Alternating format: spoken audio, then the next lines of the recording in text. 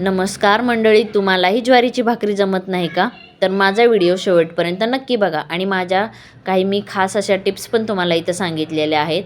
आणि तसंच आपण ज्वारीच्या भाकरीसोबत खाण्यासाठी हिरव्या मिरचीचा ठेचा पण बनवलेला आहे, तर तो पण तुम्ही नक्की बघा. आणि व्हिडिओ आवडल्यास एक व्हिडिओला आपल्याला लाईक करायचा आहे, चॅनलला सबस्क्राईब करून घ्यायचं आहे आणि तुमचे अनुभव मला कमेंटमध्ये नक्की सांगायचे आहेत किंवा तुमचे काही प्रश्न असतील तर ते पण तुम्ही कमेंटमध्ये विचारू शकता. तर आता इथं मी 2 भाकरीचं पीठ मळून घेते बरं का.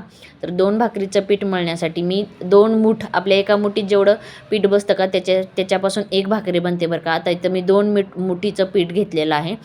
ते पीठ मी अगदी व्यवस्थित असं थंडच पाणी घेतले बरं का मी, कारण मी हे पीठ मोठ्या चक्कीवरती दळून आणलेलं आहे, त्याच्यामुळं व्यवस्थित असं पीठ माझं दळून आलेलं आहे, म्हणून मी इथं थंडच पाणी वापरते. तुम्ही गरम पाणी जरी वापरलं तरी चालतं बरं का. गरम पाण्यानं पण भाकरी मऊसूत अशी राहते आणि जेवढं पीठ जास्त मळायला तुम्ही मेहनत घ्याल ना, तेवढी तुमची भाकरी टम फुगते आणि मऊ लुसलुशीत होते बरं का. आता इथं बघू शकता मी छान असं पीठ मळून घेतलेलं आहे. ताटाला माझ्या बघू शकता थोडंसं पण इकडं तिकडं काहीच घाण नाही राहिलेली. असंच अगदी व्यवस्थित पीठ मळून घ्यायचं आणि पिठाचा छानसर असा गोळा तयार करून घ्यायचा. आणि भाकरी थापायच्या अगोदर थोडंसं आपण कोरडं पीठ खाली टाकून घेतो आणि मग नंतर तो भाकरीचा गोळा आपण त्याच्यावरती ठेवायचा आणि दोन्ही हाताने अगदी व्यवस्थित, जास्त भार नाही द्यायचा, कारण मग भार दिला की खाली भाकरी चिटकते बरं का. व्यवस्थित अगदी अलगद हाताने भाकरी बनवून घ्यायची. फर्स्ट टाईम करत असाल तर तुम्हाला नाही जमणार बरं का, मला पण नव्हती जमत. बट जसं जसं तुम्हाला हळूहळू प्रॅक्टिस तुमची होईल ना, तसं तसं जमते बरं का. आता सगळ्यांनाच येते असं नाही आणि किंवा सगळ्यांनाच येत नाही असं पण नाही बरं का ज्वारीची भाकरी. त्याच्यामुळे तुम्ही ह्या माझ्या टिप्स वापरू शकता. आता इथं मी तवा गरम होण्यासाठी ठेवला होता बरं का. अगदी हळूवार हाताने मी भाकरी टाकून घेतली आणि छानसं वरतून सगळ्या बाजूने मी व्यवस्थित असं त्याला पाणी लावून घेतलेलं आहे बरं का. पाणी लावून घेतलं की लगेच भाकरी पलटून घ्यायची. जास्त वेळ ठेवलं तर मग त्या साईडने भाकरी आपली व्यवस्थित अशी भाजत नाही बरं का. आता इथं बघू शकता मी व्यवस्थित असं खालच्या साईडनं पण भाकरी माझी भाजून घेतलेली आहे.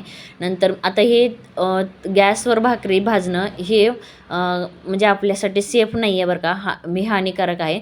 बट माझ्याकडे ॲक्च्युली काय आहे माहिती आहे का, माझ्याकडे तो ॲल्युमिनियमचा तवा आहे.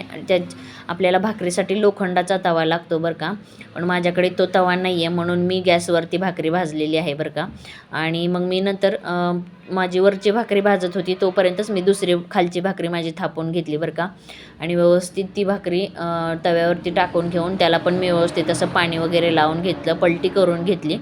आणि नंतर मी म्हटलं तव्यावर भाजायला काही नाही बरं का, तव्यावर छान अशी भाकरी भाजते. इथं बघू शकता माझी एकदम टम अशी भाकरी फुगलेली आहे बरं का. खूप छान अशी भाकरी माझी झालेली होती. आणि म्हणजे हा ॲल्युमिनियमचा तवा असल्यामुळे ॲक्च्युली हा चपातीचा तवा आहे, मग नंतर चपाती त्याला चिटकते, म्हणून मी ॲक्च्युली गॅसवरती भाकरी भाजते बरं का. तर तुमच्याकडे लोखंडाचा तवा असेल तर तुम्ही ह्याच्यावरती तव्यावरती भाकरी भाजू शकता बरं का. आता इथं बघू शकता ही तव्यावर भाजलेली आहे आणि मागाशीची जी मी भाजलेली होती ती गॅसवरती भाजलेली बरं का. तर व्यवस्थित छान अशा माझ्या दोन्ही भाकरी बनवून झालेल्या आहेत बरं का. आता मी त्याच्यासोबत खाण्यासाठी हिरव्या मिरचीचा ठेचा बनवते बरं का, भाकरीसोबत खाण्यासाठी. आता मी काय काय घेतलेलं इथं बघू शकता तुम्ही. हिरव्या मिरच्या घेतलेत, 2 टोमॅटो मी कट करून घेतलेत आणि लसूण मी 2 ते 3 गड्डे मी सोलून घेतलेले होते. थोडीशी कोथिंबीर घेतली बरं का, मीठ आणि आपल्याला त्याच्यासाठी जिरं लागणार आहे. तर आता तुम्ही म्हणसाल माझ्याकडे तुमच्याकडे लोखंडाचा तवा होता, तर नंतर माझ्या लक्षात आलं बरं का, आमच्या शेजारच्या ताईकडे होता तो तवा. मग मी म्हटलं त्यांना मला ठेचा बनवायचा, तर तो तवा द्या म्हटलं. मग त्यांनी दिला बरं का मला. मग मी त्याच्यात व्यवस्थित असं मिरच्या कट करून घ्यायच्या बरं का मधून, कारण की मग आपण भाजायला टाकलं ना तर ते उडतात, मग आपल्याला म्हणजे चटका वगैरे बसू शकतो. जर आपण त्याचे मधून 2 तुकडे केले ना तर त्या जास्त उडत नाहीत बरं का.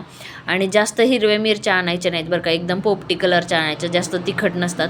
आणि आता इथं मी मिरच्या टाकून घेतले, व्यवस्थित भाजून त्यात टोमॅटो लसूण टाकून आणि मीठ टाकून व्यवस्थित असं झाकून ठेवायचं, म्हणजे त्याला पाणी सुटतं बरं का. पाणी सुटलं की आपलं टोमॅटो वगैरे व्यवस्थित शिजलं जातं ते. आणि मग नंतर झाकून ठेवून व्यवस्थित असा तवा खाली घेतला मी.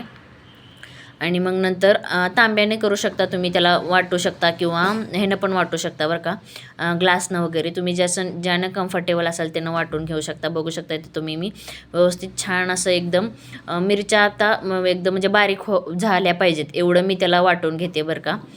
आणि इथं आपला छान असा मिरचीचा ठेचा पण तयार आहे. व्हिडिओ कसा वाटला आणि तुम्ही पण असंच बनवता का हे मला नक्की कमेंट करून सांगायचं आहे बरं का. मी शेंगदाण्याचं कूट वगैरे काही इथं वापरलेलं नाही आहे बरं का, मलाच ॲक्च्युली आवडत नाही त्याच्यामुळं. तर आता इथं आपलं तयार आहे.